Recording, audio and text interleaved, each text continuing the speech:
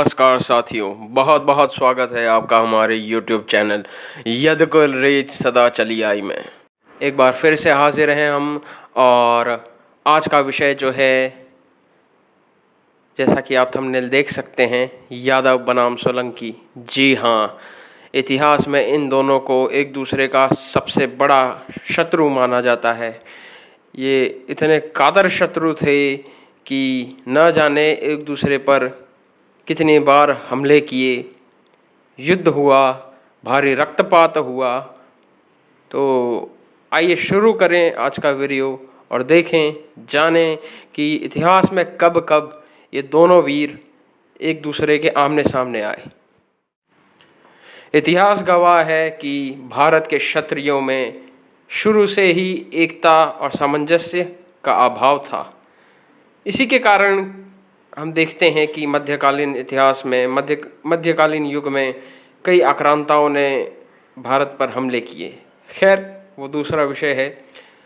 तो यादव और सोलंकी यूं तो अनगिनत एक दूसरे के आमने सामने आए, लेकिन जो सबसे मुख्य घटनाएं थी उन पर नज़र डालेंगे।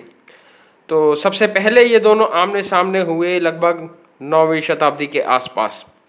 स्थान था सौराष्ट्र। सौराष्ट्र में यादवों यानी अभीरों का शासन था और इनके राजा उस समय थे ग्रहरिपु। इतिहास में जाने से पहले आपको बता दूं कि ग्रहरिपु एवं उनका कुटुंब ये चुड़ासमा शाखा से थे। और archaeological survey of India, Junagadh के शिलालेखों, हेमचंद्र के दयाशकाव, चिंतामणि इत्यादि जितने भी हमें शिलालेख और जितने भी हमें सबूत मिलते हैं, तो उनसे यही पता चलता है कि चुड़ासमा इनका निकास भी यादवों की सम्मा शाखा से हुआ, जिन्हें सम्मा अभीर कहा जाता है। तो 9वीं शताब्दी में अभीर देश सौराष्ट्र पर राजा ग्रहरिपु का शासन था। वह एक बड़े ही सिद्ध और सार्थक शासक सिद्ध हुई। पर कहा जाता है कि हेमचंद्र के काव्यों के अनुसार सोलंकी राजा मूलराज ने सौराष्ट्र यानी अभीर देश पर चढ़ाई की। इसका भी एक कारण बताया जाता है। हेमचंद्र जो एक प्रकांड विद्वान थे और सोलंकियों के राजकवि माने जाते हैं, उन्होंने लिखा कि चूंकि ये अभीर, ये जो सम्मा शाखा से संबंधित अभीर हैं, ये सिंध इत्यादि पश्चिम से आए थे, इसलिए इनका व्यवहार काफ़ी भारत के अन्य लोगों जैसा नहीं था। इसलिए, हालांकि ये एक भ्रांति है, इस पे कुछ भी पुख्ता तौर से नहीं कहा जा सकता, लेकिन जो हेमचंद्र ने लिखा उसी के अनुसार बता रहा हूँ। और खैर, इसी के तहत सोलंकियों ने मूलराज के नेतृत्व में सौराष्ट्र पर चढ़ाई की, भारी रक्तपात मचा और इसमें ग्रहरिपु जीत गए, अपना क्षेत्र बचाने में कामयाब रहे। हालांकि सोलंकियों ने भी काफ़ी वृहद क्षेत्र पर कब्जा कर लिया था। फिर मौका आता है 10वीं शताब्दी के अंत में।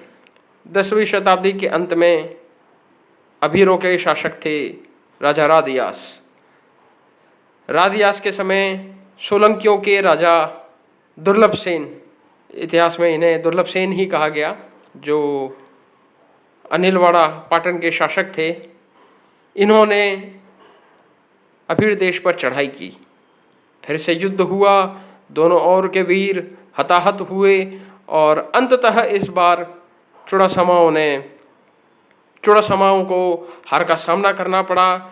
यादव पराजित हुए और सोलंकियों ने सौराष्ट्र पर, जूनागढ़ पर कब्जा कर लिया।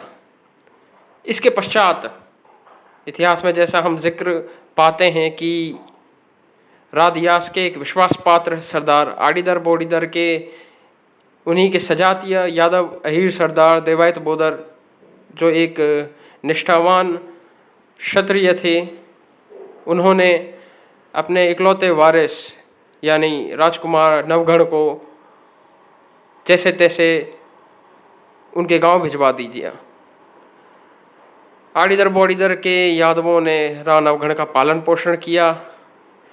सरदार देवायत बोदर ने महाबलिदान देते हुए अपने ही सुपुत्र उगा का बलिदान दिया और वचन की खातिर राव नवगढ़ को जूनागढ़ की गद्दी पर स्थापित किया। इसके लिए भी भारी युद्ध हुआ, भारी रक्तपात मचा और यादवों ने सोलंकियों को आखिरकार परास्त कर दिया। ऐसा कहा जाता है, ऐसा जिक्र है कि 11वीं शताब्दी से लेकर 12वीं शताब्दी के मध्य राव नवगढ़ के शासन के दौरान यादवों और सोलंकियों के मध्य तकरीबन 12 बार भिड़ंत हुई। इन 12 में से लगभग 11 बार यादवों ने बाजी मारी और जो 12वां युद्ध था उसमें जो सोलंकियों के राजा थे, कोई कहता है कि उस समय भीमदेव थे, कोई कहता है कि सिद्धराज जयसिंह थे। खैर, उस पर ना जाते हुए यादव इस बार परास्त हुए और सोलंकियों ने संपूर्ण क्षेत्र पर सत्ता स्थापित कर ली। दूसरा मौका था 13वीं शताब्दी के आसपास। इस बार फिर सोलंकियों के सिरमौर, सोलंकियों के राजा थे भीमदेव।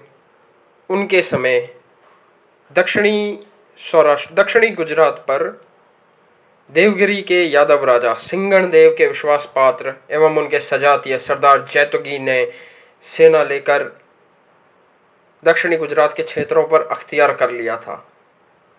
हालांकि भीमदेव की सूझबूझ और कूटनीति ने राजा सिंगण देव से सांठगांठ कर मैत्रीपूर्ण संबंध स्थापित कर लिए। तीसरा मौका था 15वीं सदी के आसपास। इस बार स्थान था मेवाड़। मेवाड़ के भूमध्य क्षेत्र पर 3 प्रमुख शक्तियों का आधिपत्य था, जिनमें से सबसे प्रमुख भूभाग यानी पानरवा के क्षेत्र पर यादवों ने शासन जमा रखा था। वहीं भाड़े पर्वत के भू क्षेत्रों में चौहानों का आधिपत्य था। उस समय पानरवा पर 2 यादव अभीर सरदारों का कब्जा था, जिनके नाम राजा जीवराज तथा सरदार भोजराज बताए जाते हैं। एक अरसे पूर्व इनके पुरखे सौराष्ट्र से ही आए थे। विडंबना देखिए कि ये यादव और सोलंकी जहां जहां गए एक तरह से एक दूसरे के पीछे हाथ धो के पड़े रहे। सोलंकियों के आगमन के समय भूमध्य के तीनों भागों में से पानरवा के यादवों की स्थिति पहले की तरह सुदृढ़ नहीं रह गई थी। उस समय सोलंकी सरदार अक्षयराज को भूमध्य में कोई चौथा प्रभाव क्षेत्र बनाना भी सरल नहीं लगा। अतएव वह पानरवा लेने के इरादे से अपने भाइयों और सहयोगियों को लेकर मानपुर आकर पड़ाव डालता है।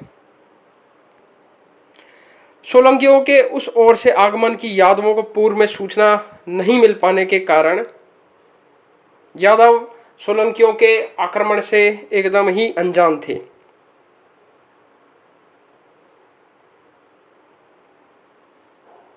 मानपुर पहुंचने के अगले दिन सोलंकियों ने पहाड़ी पर स्थित पानरवा की गढ़ी पर धावा बोल दिया।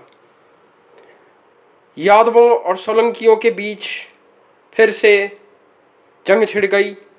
हर हर महादेव, जय भवानी के रणघोषों के संग दोनों सेनाएं एक दूसरे पर चढ़ाई करने लगी। दोनों ओर के योद्धा बड़ी तादाद में हताहत हुए। पानरवा में बड़ी बहादुरी से मोर्चा संभालने के बावजूद अंततः यादव परास्त हो जाते हैं और यहां से विस्थापित कर वे मालवा के क्षेत्रों में जा बसते हैं। चौथा बड़ा मौका था मालवा का। उन दिनों मालवा के भूभागों पर सोलंकियों ने कब्जा कर लिया था।